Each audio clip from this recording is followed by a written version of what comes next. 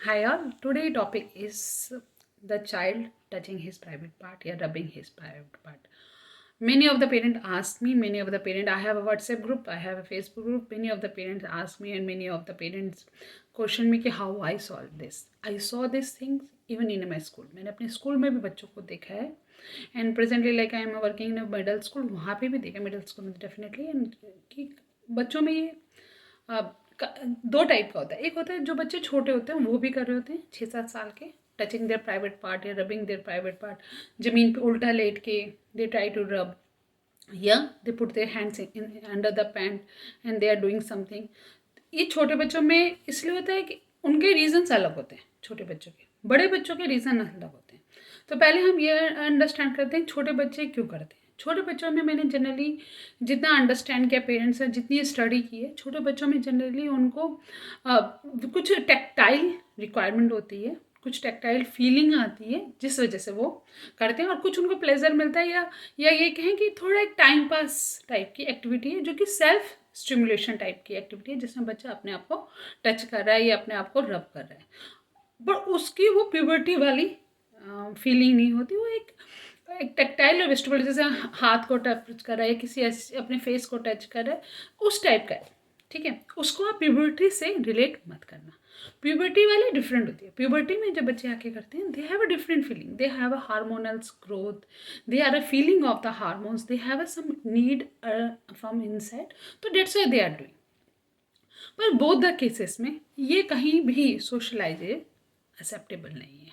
ठीक है, socialise acceptable नहीं है। सोशल हमें बहुत ज़्यादा मतलब as a parent, as a teacher, हम लोगों के लिए भी बहुत ऐसी सिचुएशन है कि हमें चाहिए कि हम बच्चे को कैसे समझाएं या उस सिचुएशन को कैसे हैंडल करें या कैसे रीडायरेक्ट करें। ओके, एज ए पेरेंट हम हमेशा अपने बच्चे के साथ रहते, तो एज ए पेरेंट को भी अंडरस्टैंडिंग होना चाहिए कि how I help my child, what should I do now? How I redirect my child? Is it tactile input? Is it something else? The parents are very embarrassed. Parents start hitting the child sometime. Parents start stopping. They start louding. इससे कोई help नहीं होने वाली, ना आपके चिल्लाने से, ना आपके चीखने से, ना आपके मारने से। ये कहीं पे भी आपके बच्चे की इस बिहेवियर को सॉल्व तो नहीं करेगा एटलीस्ट। ठीक है, तो कैसे हम फिर सॉल्व करें? इसको अलाउ भी नहीं कर सकते, सोसाइटी में ये अच्छा नहीं लग रहा देखने में। बच्चा भी हाइजीन पॉइंट ऑफ व्यू से भी नहीं बचेगा अच्छा, क्योंकि मैंने स्कूल में भी देखा कि बच्चे लाइक प्राइवेट पार्ट में टच किया and then they start eating their foods, तो वो हाइजीन पॉइंट ऑफ व्यू से भी कहीं पे भी ये सूटेबल नहीं है। तो हम क्या करें? सॉल्व भी करनी है, और ये बच्चे का अपना पर्सनल बॉडी पार्ट है, तो उसमें बच्चे के हाथ भी रुकने बहुत ज़रूरी है। तो सिंपल से सम टेक्निक्स हैं जो कि अगर हम करेंगे तो डेफिनेटली उसको रिड्यूस कर पाएंगे। एंड मैंने देखा है और मैं सक्सेसफुल भी रही हूँ कि रिड्यूस करने में, या ये कहूँ कि रीडायरेक्ट करने में, या ये कहूँ कि स्टॉप मतलब काफ़ी हद तक एलिमिनेट करने में। तो फर्स्ट मेरी स्ट्रैटेजी बिल्कुल सिंपल होती है। आप, और इसके लिए कोई आपको असेसमेंट या कुछ करने की जरूरत नहीं। आप देख रहे हो आपका बच्चा उल्टा लेट के अपने आप को रब कर रहा है, या अपनी पैंट में अपने हैंड्स डाल रहा है, या पैंट के बाहर से ही वो रब कर, ये सारी की सारी चीज़ें ही आपको पता है कि it's not okay. Okay, you need to be redirect your child. तो फर्स्ट आप पहले तो शाउटिंग एंड स्क्रीमिंग और लाउडनेस, ये पीटना, ये बंद कर देना।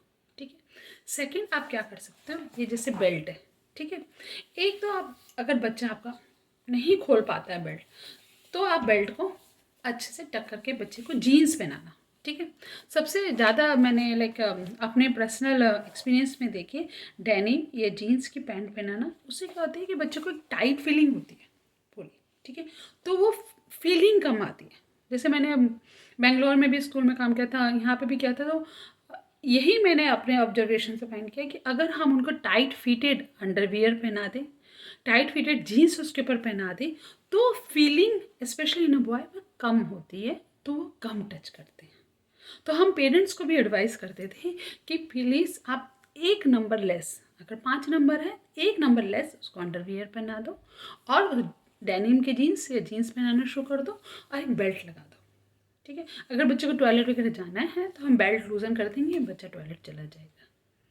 ठीक है, तो ये एक आपकी सॉल्यूशन हो गया कि वन लेस अंडरवियर और बेल्ट। अगर बच्चा आपका बेल्ट फिर भी खोल पा के वो फिर से वो कर रहा है, तो क्या करो, बेल्ट को उल्टा बांध दो। ठीक है। क्या होता है कि किसी बिहेवियर को अगर हम एज साइकोलॉजिकल पढ़ें, जैसे मैंने साइकोलॉजी में पढ़ी है, साइकोलॉजिकल पढ़ें, तो 21 दिन तक या 3 महीने तक कंसिस्टेंटली हम उसको स्टॉप कर पाते हैं, तो वो बिहेवियर अपने आप ही काफ़ी हद तक ख़त्म हो जाता है। ठीक है। तो अगर हम कंसिस्टेंटली 21 दिन डायरेक्ट बच्चे को एक बार भी टच नहीं करने दिया, हमने बेल्ट बांध दिया, 3 महीने तक बिल्कुल भी नहीं गया, तो बच्चे का वेन ऑफ ख़त्म हो जाएगा। ठीक है। पर अगर बच्चा कंसिस्टेंटली करता रहेगा तो कभी भी ख़त्म नहीं होगा। तो जैसे स्कूल में अभी आप बोल सकते हो, आप बच्चे को घर पे थोड़ी ना रखोगे 24/7, स्कूल में भी कह सकते हो कि मैम बेल्ट लगा देना, जब भी इसको ये ask for toilet and potty then loose in this belt. ठीक है। और या घर पे भी बच्चों को, अगर बच्चा बेल्ट खोल रहा है तो उल्टी बेल्ट लगा दो। ठीक है। तो एक हो गया बेल्ट पहनाना, उल्टी बेल्ट या सीधी बेल्ट, जीन्स पहनाने की कोशिश करना। एक और मैंने यूएस में आके देखा है, यहाँ पे सिंगलेट पहना देते हैं मिडिल स्कूल के बच्चों को। सिंगलेट वन फॉर्म होता है, तो जब भी बच्चों को टॉयलेट जाना होता है तो हम उनको लूज़ कर देते हैं, तो वो चले जाते हैं। अगर बच्चा घर में बहुत ज़्यादा कर रहा है, बिल्कुल कंट्रोल में भी नहीं है, तो ये सिंगलेट की पिक्चर है, ये आप पहना सकते हो बच्चे को। तो इससे वन फॉर्म हो जाता है, तो बच्चा पैंट ऐसे उतार के नहीं भाग पाता, उसको हमारे पास हेल्प के लिए आना पड़ता है एंड हम उसकी हेल्प करते हैं। और सिंगलेट्स बहुत ज़्यादा बच्चों को स्टॉप कर देता है एटलीस्ट इस प्रॉब्लम को सॉल्व करने में। तो मैंने देखा है कि मिडिल स्कूल में हम 80% क्लास के बच्चे सिंगलेट पहन के आते हैं एंड काफ़ी हद तक वो प्रॉब्लम रिजॉल्व हो जाती है, क्योंकि स्कूल सेक्शन में गर्ल्स भी हैं, बॉयज़ भी हैं, मेल टीचर भी है, फीमेल टीचर भी है, हर एक के सामने हमें बच्चों को हैंडल करना है।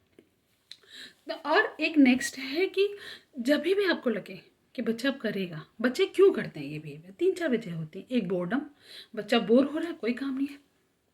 बच्चे को स्केपिज्म, बच्चे को जो आप पढ़ा रहे हो, जो काम करवा रहे हो वो पसंद नहीं आ रहा तो कर रहा है। बच्चे को आपने कोई ऐसा काम दिया जो कि बहुत टफ है बच्चे के लिए, तभी बच्चा कर रहा है। तीनों ही केस में करने लग जाते हैं। तो कोशिश करो कि बच्चे को जो भी आप अपना प्रोग्राम बनाते हो, जो भी शेड्यूल बनाते हो अपने एजुकेशन का, उसमें प्रेफरेबल और नॉन प्रेफरेबल जॉब को मिक्स करके रखो। अगर हमने 2 एक्टिविटी प्रेफरेबल बनाई है, तो एक एक्टिविटी नॉन प्रेफरेबल। जैसे प्रेफरेबल मीन्स जैसे बच्चों को मैथ नहीं पसंद, आपने मैथ डाल दिया। नॉन प्रेफरेबल मीन्स जैसे बच्चे को मैथ नहीं पसंद, आपने मैथ डाल दिया। बच्चे को पजल जोड़ना पसंद है, तो आपने एक पजल कर लिया, तो उसने एक मैथ की शीट की, फिर एक पजल की है, फिर एक इंग्लिश की शीट की, एकेडमिक 90% मेरे सारे स्टूडेंट का नॉन प्रेफर जॉब होता है।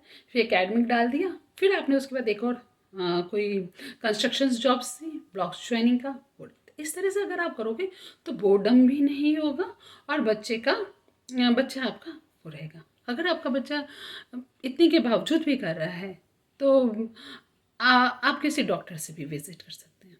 ठीक है। और एक बार और हाँ, हाइजीनिक का भी पूरा देख लेना कि बच्चे का वो पार्ट हाइजीन है कि नहीं है। कई बार मेरे स्टूडेंट्स का हमने ये भी फाइंड आउट किया कि वो हाइजीन नहीं होते, तो हम उनके पेरेंट्स से कहते हैं कि स्पेशली कि आप मतलब ठीक है बच्चा पॉटी वॉटी अपना खुद ही क्लीन कर रहा है, he doesn't need you, but still आप वीकली 1 या 3-4 डेज में आप उसको क्लीन कर देना।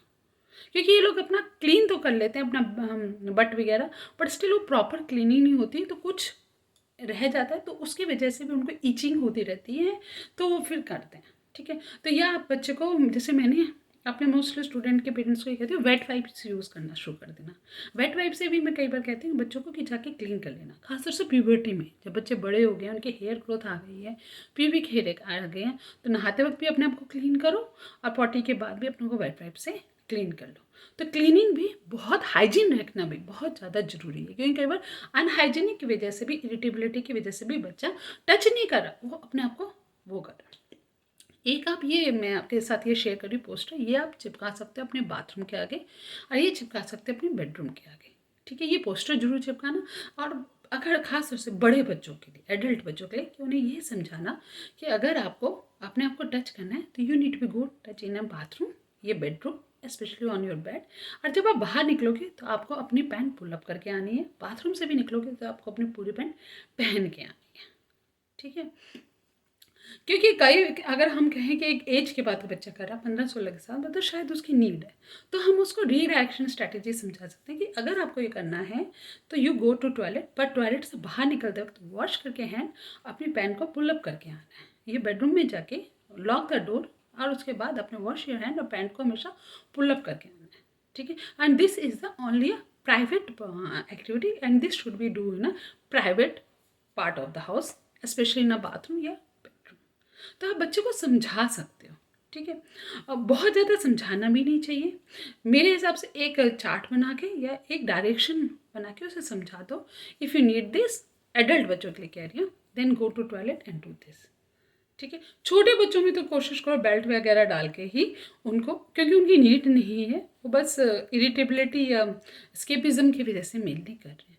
तो hope you are able to understand how to deal with this situation and able to do help your child maximum. Please subscribe my channel if you like my videos, and I am sharing according to my experience with my students, with my child, and hope it will be beneficial for many parents. Thank you so much.